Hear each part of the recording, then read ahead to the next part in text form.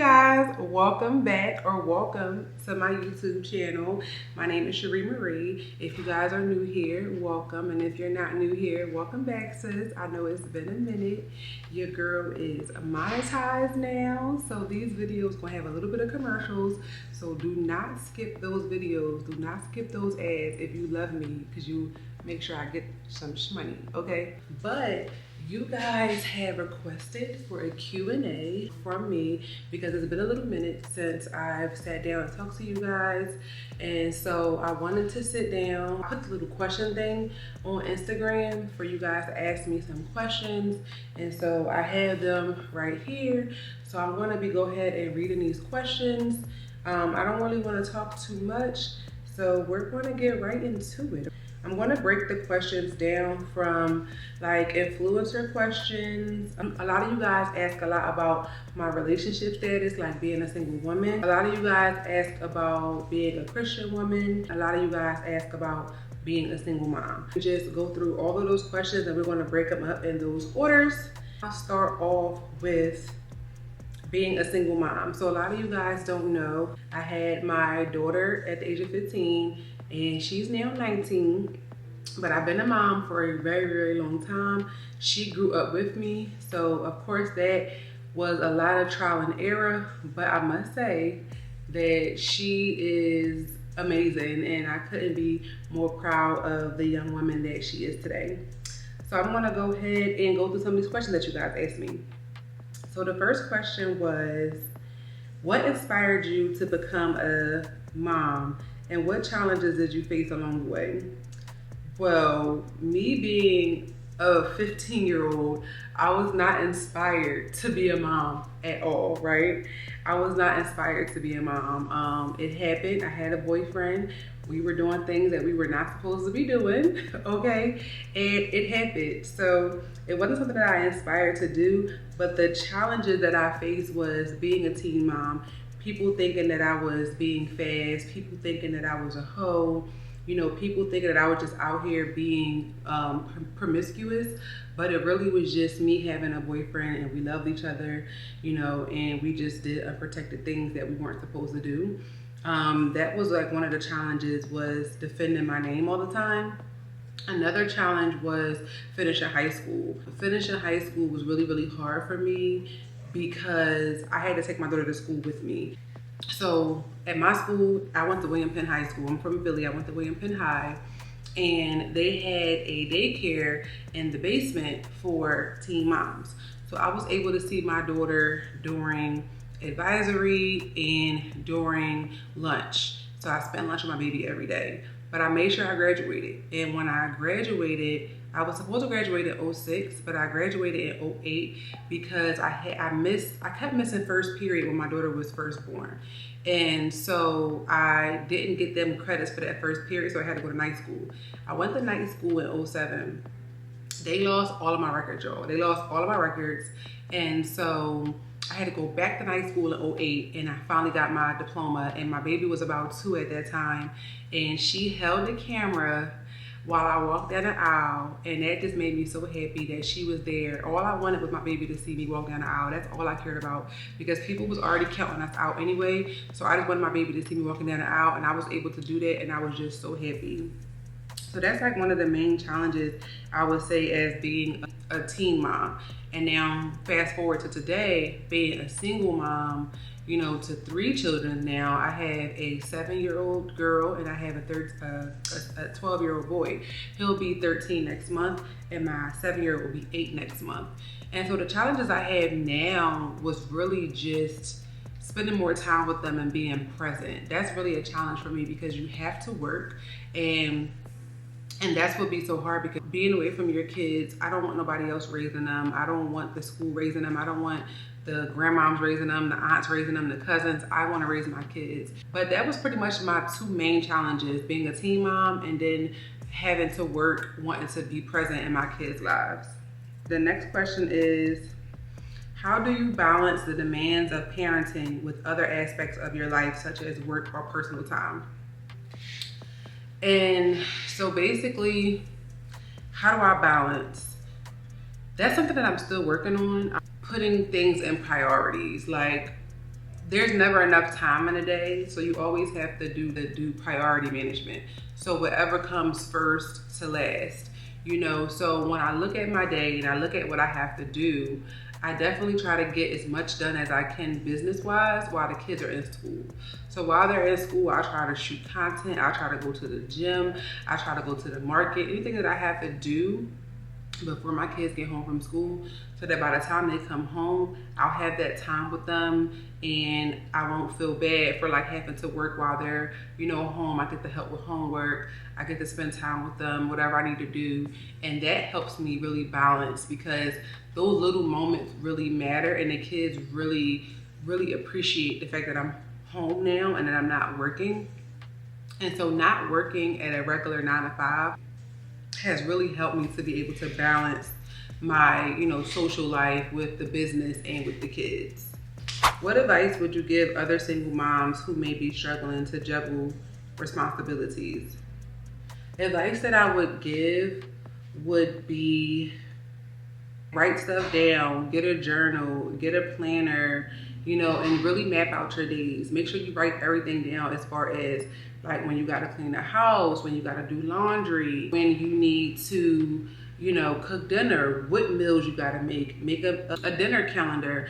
You know, really try to be as organized as you can, because when you're organized, even with their dentist appointments, doctor's appointments, school activities, just make sure that you're really organized, because when you write everything down and you're super organized, then that's when it makes the responsibilities a little bit easier, because you know what's coming, you know what you have to do, so it just makes it a little bit easier. Can you share a heartwarming or memorable memory you have experienced as a single mom? Oh my God. So there's so many. One of the best ones that I can say I have is my kids watching me stand on business about me and watching me become the woman that I've been trying to be for so many years, and them actually getting to witness it. My 7-year-old, she thinks that I'm like a celebrity. She tells all of her friends at school that my name is Cherie Marie, you know, and my son seeing my social media flourish and seeing me with all these subscribers, and like my oldest daughter just being so proud because we grew up together, you know.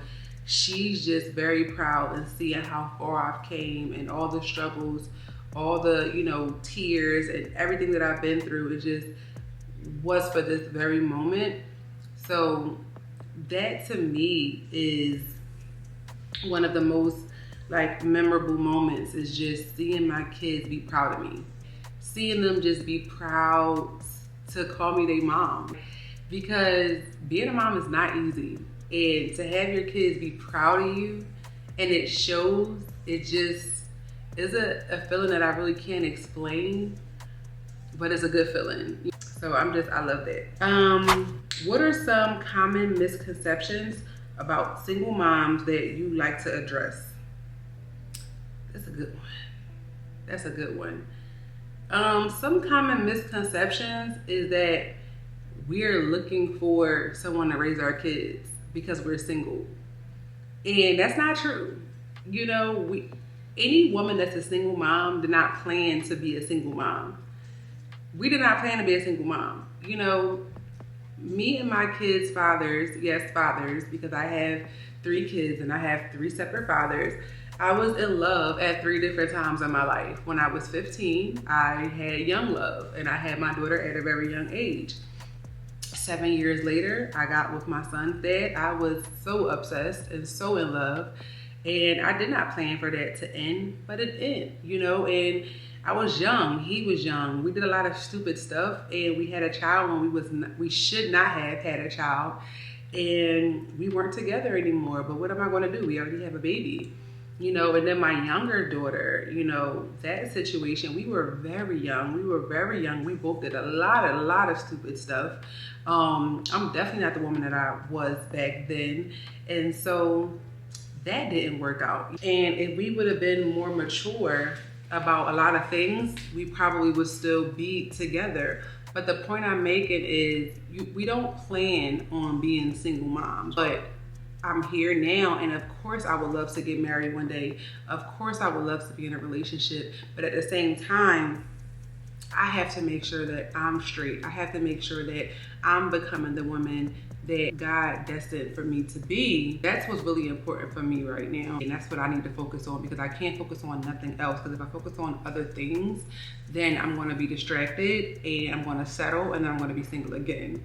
So no, we're not looking for someone to raise our kids. We would love to have someone to raise our kids with together. You know, amazing stepfather, someone who can step in and just be that father figure to our children.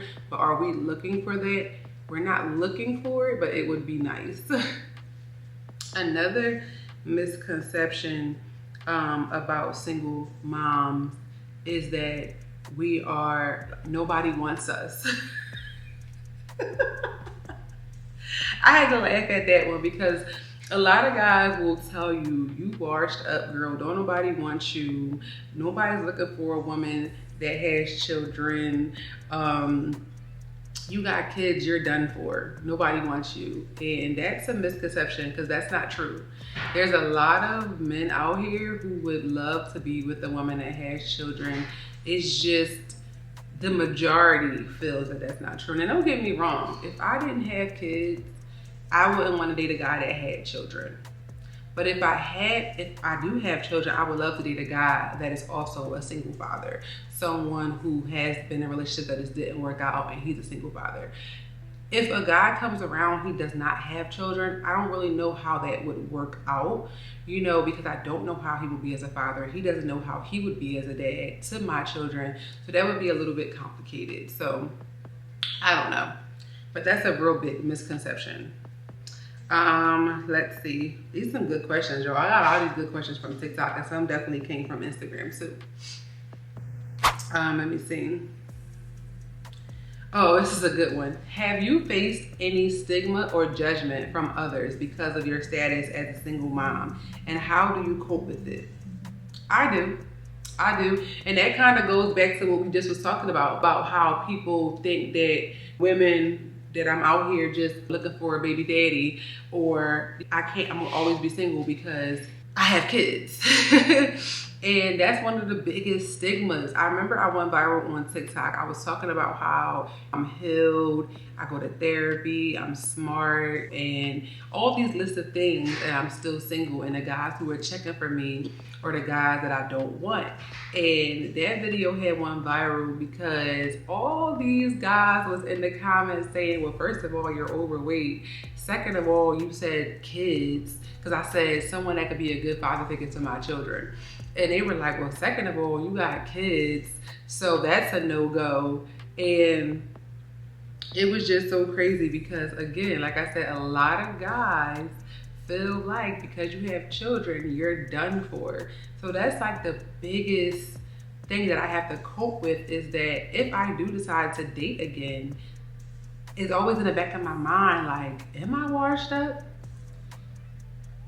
Does me having kids like mess up my chances of being in a relationship? Like, I be thinking that sometimes. So that's something that I always gotta deal with. Then I have to remember, like, no, because Cherie, what's for you will be for you, and nobody can take that away from you, you know? So what God has for you is for you. Once you become the woman that God called you to be, that man that he's been working on will come. If not, that is perfectly fine, because I am in a part of my life where I am finally okay with being single, and it feels amazing. I've never, ever, ever, ever, ever been in a place where I am okay with being single before, and so it really, really feels good.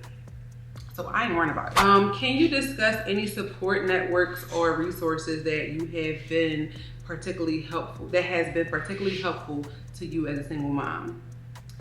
I don't have any support networks, but I will say being around other women who are mothers, either married or single, who are actual good moms, that helps, because you need somebody to talk to. You need to have that support system.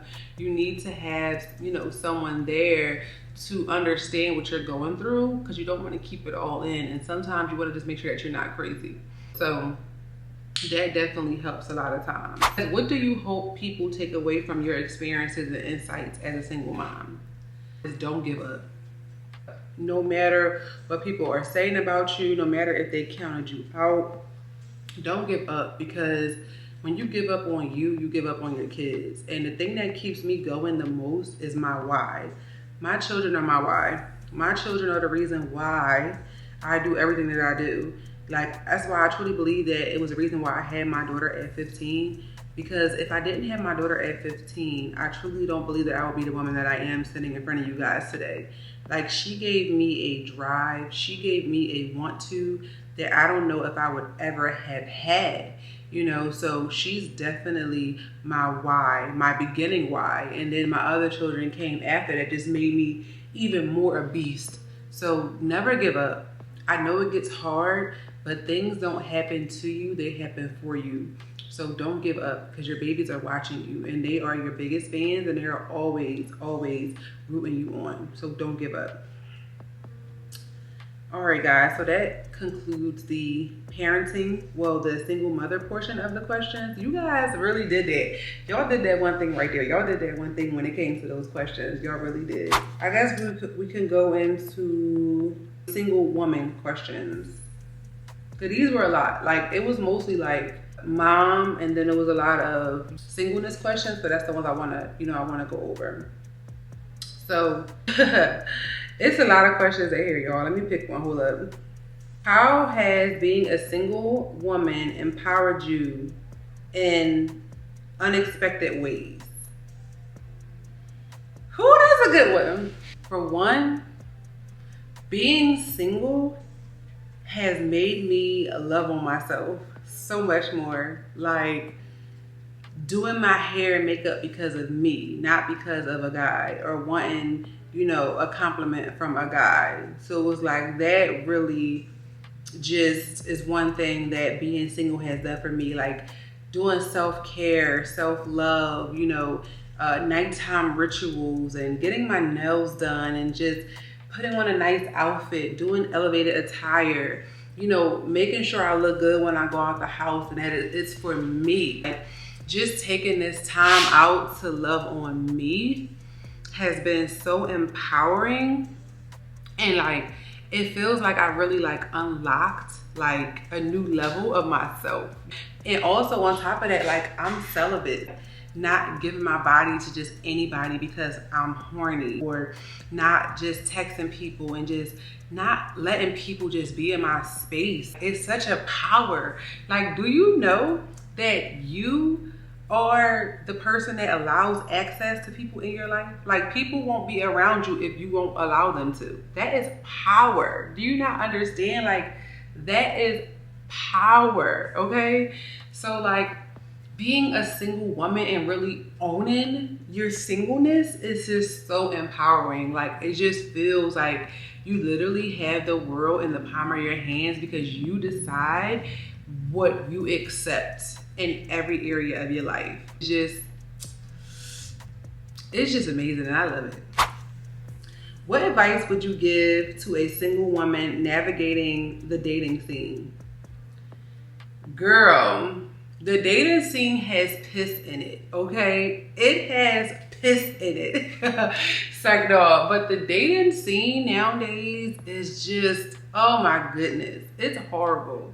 So what I will say, when you're navigating through the dating scene, take your time, date multiple people. Do not do what I used to do and start liking one person and then giving that one person all of your time, all of your affection, all of your everything, without that person doing the same for you, and then you getting upset that they're not reciprocating what you're putting out. Because sis, you're putting out wife vibes and you're not even a girlfriend yet. And that's what I used to do. Don't be giving girlfriend in the talking stage, and don't be giving wife in the girlfriend stage. And that's me speaking from my own experience. When you're dating, let it just be dating. You know, don't be staying over their house if you're not ready for that yet. Don't be feeling obligated to give them any if you don't want to. You know, definitely let it be known that you are dating other people, and let them know that you are the prize, and that, you know, they have to work for you. Like, you are something that they are pursuing, because you was not worrying about them before they came around to pursue you. So let them show you why they want you in their life. And when they do tell you this and you see that this person does have potential, then you can start to open up more and really start to get that person, more attention. I will say it is a race. It is a race to your heart because, again, you are the prize. So when you give everything to one person, you are limiting yourself for the possibilities that's out there for you. So you don't want to do that. So that's one thing I can say. Take your time. Be very selective. Don't accept anyone that doesn't align with the person that you want to marry. Like, be intentional about everything that you do. Be intentional about all the guys that you date. If they don't fit the description of the man that you wrote down in your paper that you prayed to God about, don't accept it because you will waste your time. Don't see the red flags and ignore them. If you see the red flags, sis, let it go. And that's why I love being celibate, because if you don't give them none, it's easier to cut them off when there's no emotional attachment or no soul ties. So yes, sis, happy dating. Y'all be safe out there because it's ghetto. It's ghetto. What are some challenges you've faced as a single woman and how are you overcoming them? Challenges I face as a single woman is everybody just coming at you because they feel like they can. And men coming at me when they know they're not ready for me. Men coming and wanting to date me knowing that I'm not their type, I'm more of a challenge. And that bothers me because I am a hopeless romantic. I wear my heart on my sleeve and I always put out what I want to receive. So I always feel like, when I'm dating, I'm always doing too much. Like, I put out too much with hopes that it will be reciprocated. And when it's not reciprocated, like, I'm pissed, I'm angry, like I'm hurt.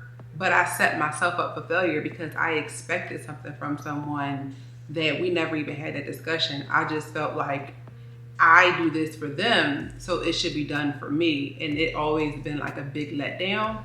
So like, as a single woman, that's one of the biggest challenges for me is when I do start the date, I do too much too soon and I get hurt. So that's why now I've decided to just focus on me, focus on self-love, focus on self-growth, focus on my bag, focus on my body, losing weight, eating healthy, and just overall just focusing on me because I can love me the way that I was trying to love them. So I just changed that energy and put it back on me because I know that I love hard and I know that I give wife material.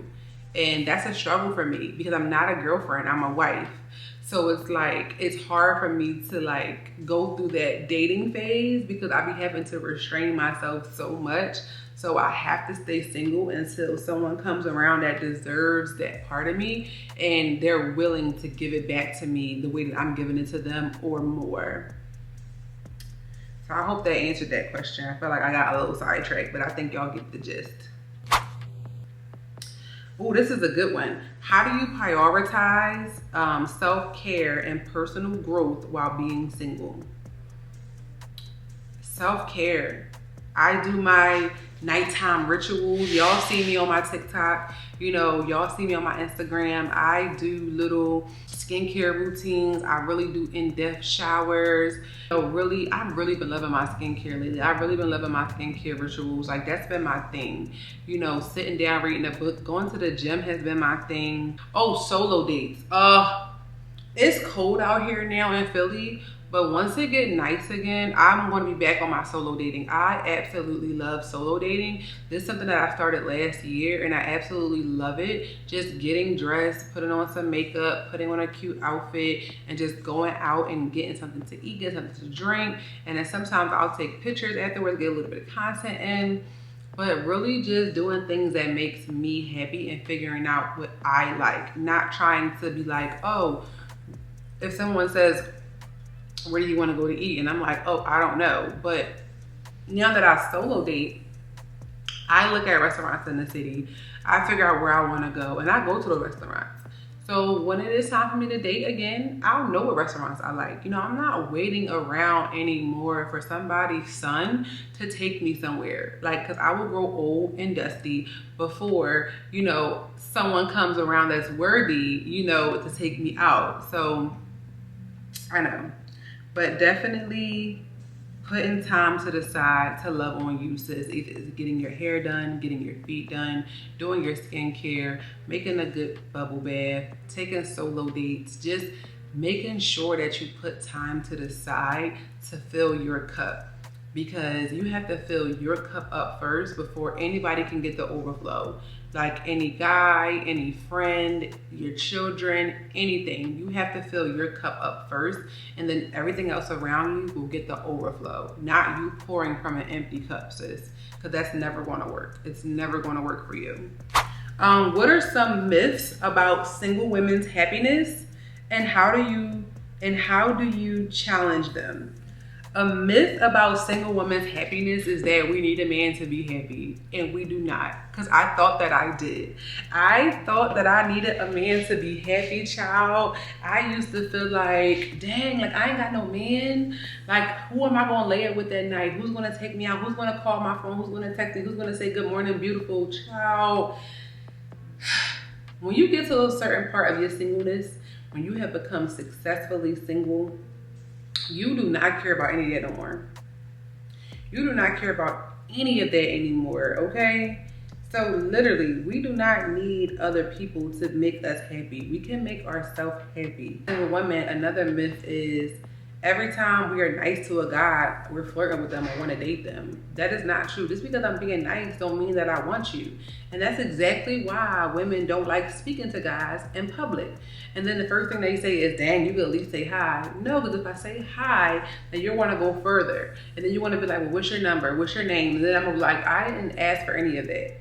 So it's like, no, we don't like speaking to guys, and we don't like conversating because it goes further. And when you're successfully single and you're not worrying about no guys, you ain't trying to have no conversation. So it's like, if we're being nice and we decide to have a little conversation and just talk, we're literally just having a conversation and we're just talking. It doesn't mean that we want to go out or that we like you. So people need to get that through their heads. Like, seriously, that's a big myth right there. Let's see, what else? How do you deal with loneliness or social stigma as a single woman? I stay busy. I stay in my bag. I stay in my content. I stay in my children. I stay in my Bible. Okay? And that's really important to me. I stay busy because an idle mind is the devil's playpen. Okay? And when I'm sitting around and I'm sitting there and I'm feeling lonely, I need to be busy. I need to do something. So I definitely stay busy. Because not having nothing to do will make me text people who I ain't got no business texting, sweetheart. Let's see. How has being single influenced your perspective on independence and partnership? I would say being single has definitely made me feel more independent, but it also made me feel like, yes, I don't need a man. But it also is getting me in order so that when God does send me that man, I also know how to appreciate him and I know how to partner with that person. So yes, I can be independent, but at the same time, I also know how to be submissive and I know how to be soft and I know how to be, a woman and to receive. A part of my single journey, I've been really focusing on my femininity journey. And my femininity journey consists of me being softer and me being a receiver. And so me being single is really showing me, yes, I can be independent, but at the same time, I know what it's like and I can value being with a partner at the same time. So it's like, yes, I'm building myself up now, but when it's time to throw this away, baby, I'm running. No one wants to be independent forever. I would love to have a partnership. I would love to do this thing called life with somebody, but until I find that right person that really equals me, and really is on the same page as me as far as my faith, as far as parenting, lifestyle, just everything checks off, then I'm so ready for that partnership. But right now, I'm going to definitely stand on business when it comes to being independent. And singleness has definitely taught me how to be independent. Oh, one more. What are some lessons you've learned about yourself through being single? I've learned that, Cherie, you are enough. You are enough, and don't let anybody tell you anything different. And don't let somebody who is not willing to do the work make it seem like what you're asking for is impossible. Continue to build you, continue to pour into your own cup, and when it's time, that person that you've been praying for is going to be an answered prayer. And so patience. This season of my singleness is all about patience. Patience and pouring into my cup. So yeah, that's all of the single questions. And now we're going to go into the Christian one, and then we're going to influencer. We'll save influencer ones for last. All right, so you guys had some good faith-based questions. You guys know that I am a woman of God. I talk about it all the time. I am a daughter of the Most High. Let me get a little sip of water because I've been talking. I am thirsty, child. I am thirsty. So it says, what inspired you to become a Christian woman, and how has it impacted your life? Well, I grew up as a Christian. My mom took me to church when I was in my early teens. And in my early teens, I was a children's church teacher. I used to be a praise and worship dancer. I was the head of the youth choir. It really wasn't a choir, but like I was the only youth that sung on Sundays with the pastor's wife. Like me and her would sing. When she went out of town, I would have to sing. And also I learned how to speak in tongues as a young teen. And so I used to take my Bible to school. My Bible looked like a magazine. I used to take my Bible to school. I remember one time I was at church and I had my Bible out. And the pastor was like, Cherie, you want to sit up here and read the Bible read the magazine while I'm preaching? And I said, Pastor, this is my Bible. And he picked the Bible up and he was like, oh my God. Look. Like I was really invested in church. So like that seed was sown in me at a very young age. And I took that seed and it's just been growing and flowing through me throughout my early adult life, now. Like it's been going with me, my whole life. And so that's how, becoming a Christian woman, how it's impacted my life. Literally everything I do, I glorify God, because it's none of me, it's all of him. And nothing that I ever have done in my life is me. So I never take any of the glory. I never take any of the credit. Having faith has definitely guided me and helped me so much throughout life. So it's been a really, really big impact in my life, being a Christian woman.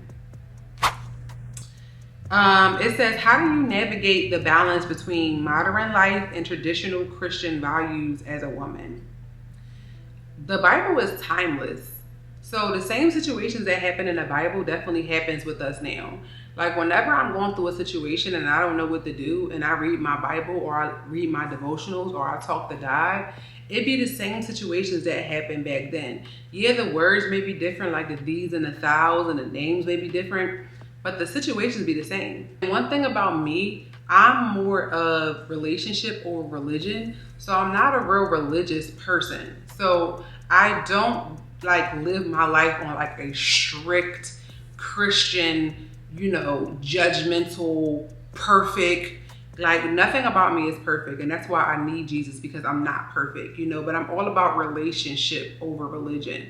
So I focus my life as a Christian woman on my relationship with God, my commitments to God, his commitments to me, his direction, me being obedient to what he tells me to do, so it's all about that relationship for me. And that's how I go throughout life, just keeping him close and me staying planted and staying at his feet.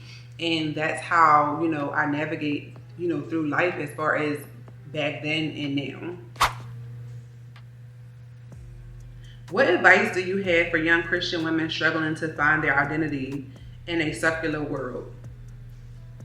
Again, you gotta stay planted. You have to stay planted. Like, I don't listen to worldly music. You gotta protect your ear gates and your eye gates. Like, I don't like watching horror movies. I don't like watching scary stuff. I be careful what I watch. I don't follow any of the blog pages on my social media. Like I said, I only listen to gospel music when I'm listening to music. And like, that helps because that stuff has spirits in there. Like, y'all don't think that that stuff like download stuff into your mind and start making you think certain things and like, you know, act a certain way. So you have to protect your eye gates and your ear gates and just staying planted, staying true to God's word, listening to him, having that relationship with him, and just living a life that is pleasing to him. Not saying being perfect, but living a life that he can say, I'm pleased, well done. You know, and that's one thing I would say. Don't focus so hard on the religion aspect. Don't get too caught up in being religious. As long as you focus on that relationship aspect, everything else in your life will fall into place. I'm telling you. Go to him for everything. Like literally how I'm talking to you guys now is how I talk to God. Like, I don't go to him with these holy behind prayers, and I don't go to him super religious. I go to him like he's my dad. Like, you know, and that's how you got to look at it. Like, he's your dad. Like, he's going to get you out of trouble. He's going to forgive you when you mess up. He has everything. He's rich. If you ask him, he'll give it. If you listen to him, he will reward you. If you don't listen to him, you will receive some form of punishment. And that's how I look at it. And just stay planted, sis. Listen to him. He will never steer you wrong. Focus on that relationship. How do you prioritize your faith, family, and career as a Christian woman? I mean, it all goes hand in hand. Again, everything starts with him. My children love God because of me, you know, and I instill those beliefs in them at a very early age. I make sure that my life is a living testimony for them so that they can believe. Because they're so young, you know, like, it's going to be hard for them to really, like, truly believe in something that they've never seen. So I try to live my life as a living testimony so that they can also believe. And as far as my career, God is in control of my career. He is the CEO of my business. He is the person that downloads all of my ideas, and he opens doors for those ideas to go ahead and be played out. He is the CEO. I am the co-founder. He is the main person in the seat. So I listen to him. If it's something that he does not want me to do, I will not do it. You know, this is my purpose. This is my calling. God wants me to be able to speak to many women. This is something that he destined me to do. And this is why I do this, because this is his calling for me. And if it wasn't, I would not be doing it because it wouldn't work out. Anything that is not of him would not work out. Anything else that I've tried to do that was not something that he wanted me to do did not work out. I'm telling you, did not work out. Okay? So yes, I always put him first in everything. My relationships, my career, my family. He is in the front seat driving. I'm just following along. I'm a passenger princess when it comes to him steering and driving the road. So whatever I got going on, I completely trust his judgment. How do you handle criticism or misunderstanding about your faith and womanhood? How do I handle it? A lot of people feel like Christians are perfect. Like, as soon as you say that you're a Christian, people feel like they scrutinize everything you do. Oh, you can't wear that, you're a Christian. Oh, you got your hair like that, you're a Christian. You got all that makeup on, you're a Christian. Like, people who know nothing about the religion are so quick to tell you what you should not be doing in that religion, you know? And again, I'm all about relationship over religion. So it's just like, I'm not perfect by any means. And because I am not perfect is why I need God. It's why I need Jesus. It's why I need his grace. It's why I need his mercy, because I'm human and I'm going to mess up. That's why God sent his only son here, because he knew I was going to mess up. So by far, I am not perfect. And that's one of the biggest myths, and that's one of the biggest misunderstandings about being Christian that gets under my skin, because as soon as you tell somebody your faith, the first thing they want to do is point out your flaws, and it's so annoying. It's so annoying. What role does prayer and spirituality play in your daily life as a Christian woman? Ooh, this is a good one. If you guys follow me on Instagram, you see every morning I wake up with God. I wake up to my daily devotionals and I do my Bible study. I use the SOAP method, SOAP, scripture, observation, application, and prayer. I take whatever scripture is in a devotional and I break it down in my Bible, and then I start my day off with prayer. And that's how I start my day off, and it makes my day so smooth. But I am a prayer warrior. I love praying. I love talking to God. Like, again, when I pray to God, it's more so like this, me talking to him. I don't have to, sometimes I'm on my face at my knees. Depends on what I'm going through. I'm crying out, face ugly, crying tears. But for the most part, my prayer to God is me talking to him like this and ending it with the amen. And I truly believe that prayer has changed my life. I truly believe that my relationship with God has changed my life. And I truthfully believe that starting my days off with God has definitely changed my life.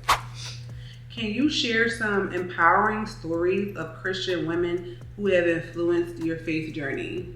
Sarah Jakes Roberts. And I know everybody feels like that's like their Shiro. But like, there's been so many of her books, there's been so many of her podcasts, there's been so many of her sermons that has just got me through in times where I needed it the most.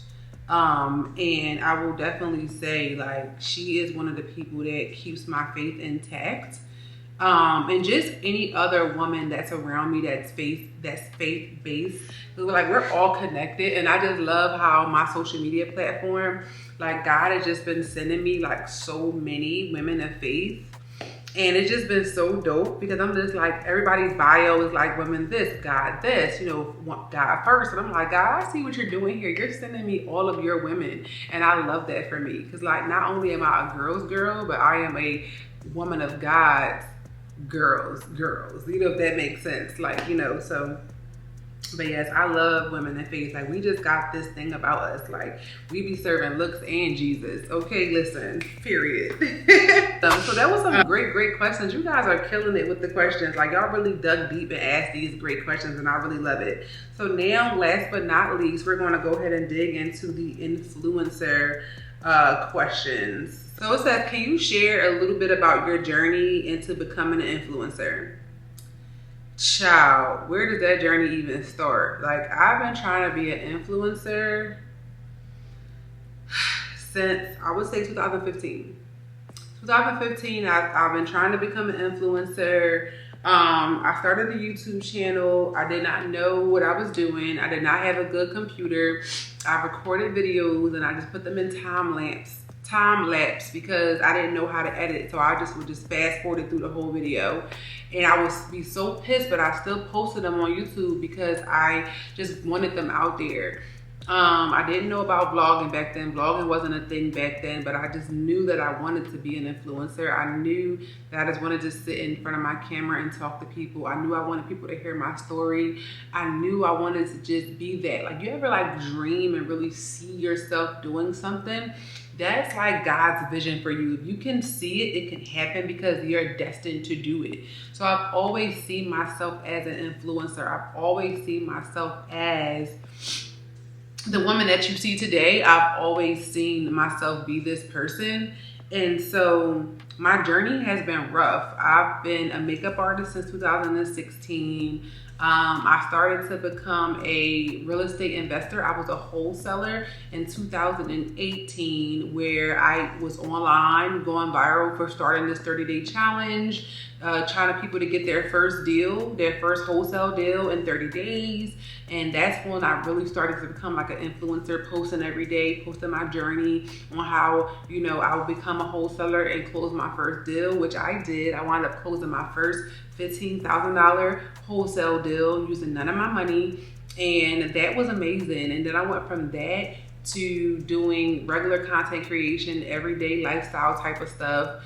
And then I started doing makeup again full time and doing my little go on a day with me while I do this makeup and, you know, while I do this wedding. And that content creation was fun.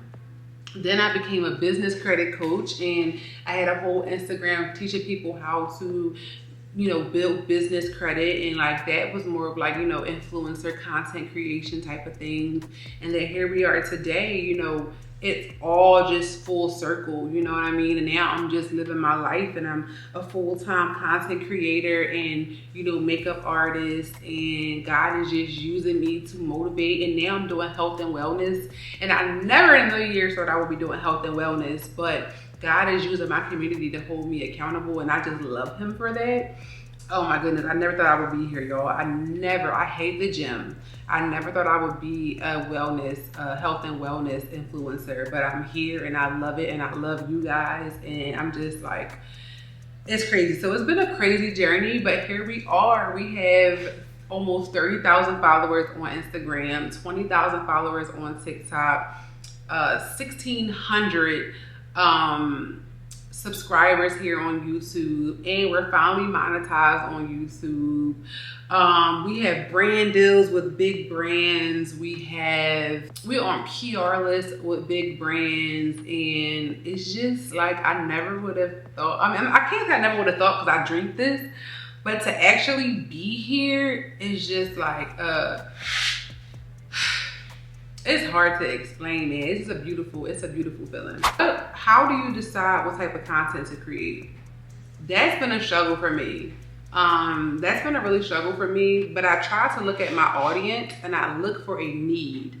If I see a need in my audience, like they want to know how to lose weight, they want to know how to eat, they want to know how to do their makeup, they want to know what to buy at the makeup stores, they want to know, like whatever they want to know, whatever questions that I get asked a lot, that's how I know what type of content to make. So whatever information that you're giving out for free that people ask you all the time, that's a great way to start thinking about sitting down and doing a video about it. And that's how you can make content. And that's how I make content. I find a need, and it's like supply on demand. I find a need and I supply the answer. What are some challenges you faced along the way, and how did you overcome them? Not having the equipment that I wanted, not having the proper camera. One time my phone was broke and everything that I recorded was horrible. Not having a laptop to edit, then not having enough storage to edit the videos that I recorded. You know, just a lot of my trial and error has been with my electronics, and then also consistency. Consistency has been the biggest thing that I felt like I've dealt with as far as my content creation journey, because baby, it's not easy being consistent. It's easy to pick up a camera and record, and like, you know, it's easy to edit and stuff like that. But if you got all these followers and you got all these things, but if you're not consistent, you're not going to make no money. You're not going to get no brand deals. You're not going to have a community. They're not going to trust you.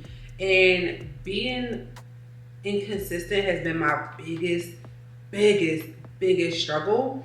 And prayerfully, we're done with that. God has had me he has me in a place right now where I cannot be inconsistent. Like, I literally can't afford to be inconsistent. So that's been one of my biggest struggles, is inconsistencies. Can you share a memorable moment and experience from your influencer career? I would say we're living in a memory right now. Right now is a core memory. Quitting my job New Year's Eve of 2023, and it being February, what is today? February 8th, 2024. And the way God has moved in my life has been nothing but him. Like he is the only explanation to what's going on. This is a core memory. I will forever remember this very moment where we are right now. Forever. How do you engage with your audience and build a community around your content? I engage with my community by being transparent. If you know me, you know that I am transparent. I keep it real. I keep it 100. I show the good, the bad, the ugly, the beautiful. And I don't care. And that's how I am. And that's how I build my community, because I'm real. A lot of people aren't real. A lot of people are fake. And I've never been that. And so that's how I'm able to, build my community. And that's how I'm able to engage with them. And so now I have my YouTube. I want to do more YouTube videos. I want to do some vlogs, do more sit downs. And then also I'm starting to go live more. I like to go live. When I get to go live, my community gets to see me raw in action. They really get to see who I really am and what I'm about. And so that right there too that's been really fun. Like going live has been really, really fun. And I want to do it more because I love my people and they love me. And I love that for us. What else? It says, how do you stay authentic and true to yourself while navigating the influencer space? I just pretty much answered that question. I don't change. I stay true to myself. Only thing may change is how I talk. Like I may have a brand deal and I may throw on my professional voice, but I can't really say my professional voice because I guess it's like code switching. Like when you have something that you have to deliver, you kind of take it more serious than when you're just like, hey, sitting here talking to your girlfriend, So that's the only thing I can think of. But other than that, I just stay true to myself all the time. What advice would you give someone inspiring to become an influencer?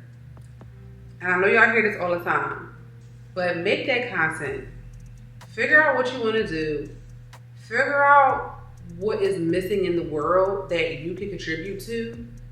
Find a problem that you can be the solution for and make content.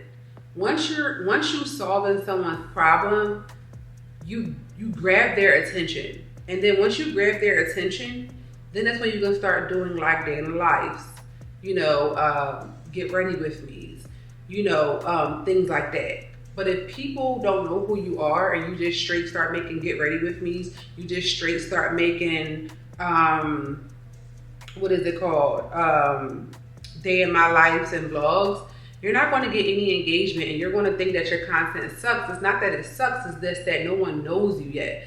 But if you create content that's going to help someone's problem, people love what they can get for free.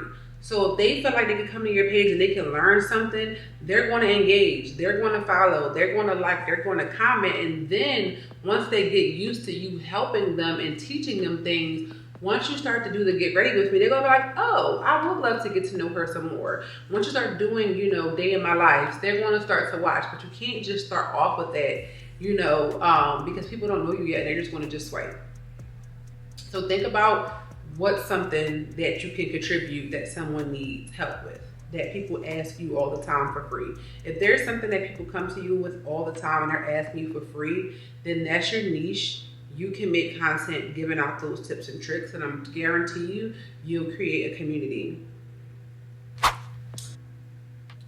Can you share any tips for collaborating with brands and maintaining authenticity? I just started getting brand deals, you guys. I've only had a few paid brands so far, and the content that I had to make, I truly was myself. When I made the content, it was real. They loved it. And the brands come to you because they see your content on your page. So there's no need to change how you are because a brand comes. They're coming to you to be whatever you are already. Don't change that. Be who you are and make the deal, whatever they're asking you for, video, pictures, whatever. Stay true to yourself because that's what they need. They came to your page because they love what they see. So don't change that just because it's a brand coming to you wanting you to promote their product. What are your goals and aspirations for the future of your influencer career? I want my influencer career to have a community that trusts me, loves me, and supports me. And when that happens, my social media platforms will provide a lifestyle that me and my kids have always dreamed of. And the reason I put it in that order is because my main goal is you guys. My sole purpose is to live a life that is a living testimony to help you guys, to show you guys, to inspire and to motivate you guys. And when I do that, it will allow me more brand deals. It would allow me more exposure. It will allow me higher views, which will and then provide for me and my kids. And so that's my goal. My goal is to live a life where money is not a problem, where I'm financially free, where I can spend more time with my kids. I can work less and do more and record it all for you guys to see. And that's, that's where I want this to go. And I don't know, you guys, I'm just so thankful and so blessed. I'm so thankful and so blessed. But that was the last question, you guys. This was really dope. Like, it was a lot of great questions. Like, you guys really ate that. Like, you guys really, really did that. But yeah, that was the last question. So I hope you guys enjoyed this Q&A. And I hope that it allowed you guys to get to know me a little bit more. We'll probably do one of these Q&As like every couple of months or so. But yes, guys, if you made it to the end of this video, thank you so much. I love you guys so much, and I would not be here if it wasn't for you guys. I truly, truly appreciate and love you guys so much. So much. I truly do. And again, make sure that you guys like this video, that you subscribe. Make sure you subscribe, sis. Don't just watch this video and then leave. Make sure you subscribe. Comment below like some of you guys' testimonies. Comment below some of you guys' journey as a mother, as an influencer, as a Christian woman, as a single woman. I want to hear some of you guys' stories because I love to get to know, the people who get to know me.